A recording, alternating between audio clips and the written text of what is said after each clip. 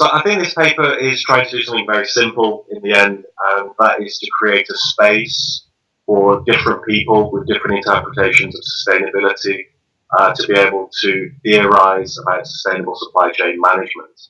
And the responses I've got from people who've read the paper, it seems to me that's the main thing that they're taking from this paper is it legitimizes different ways of thinking about sustainability within the supply chain management literature. Okay, so yeah, I think there's always a story behind every paper, and this story I think is quite interesting because it was kind of like once upon a time, there were 4 researchers who had sort of similar ideas or were playing with similar ideas or have had similar frustrations when it came to the discipline that they felt they belonged to, which is sustainable supply chain management. And the 4 of us, independently at first, I think had this feeling that there was little progress, despite the amount of research that was being produced in the field, that there was little actual progress being made towards a more sustainable future.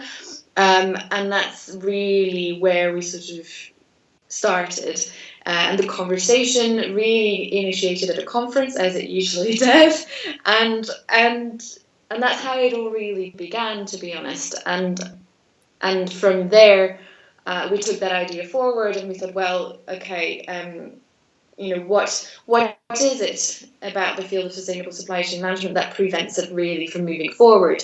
And what do we need to question? And that's where we found ourselves on the path of looking at theory development and current theories and questioning and problematizing the current approaches in the field. So essentially, the paper is about driving theoretical development forward in the field of sustainable supply chain management, with the ultimate goal that it will help produce research that has a positive impact on the natural environment. So that's really what the paper is about, in a nutshell, really.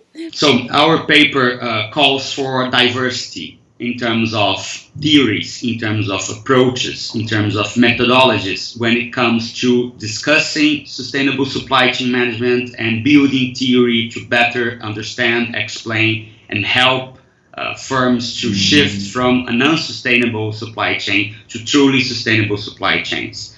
And basically, what we say is that what has been done is very important, but we need to increase the space for diversity in order to keep moving forward in our field.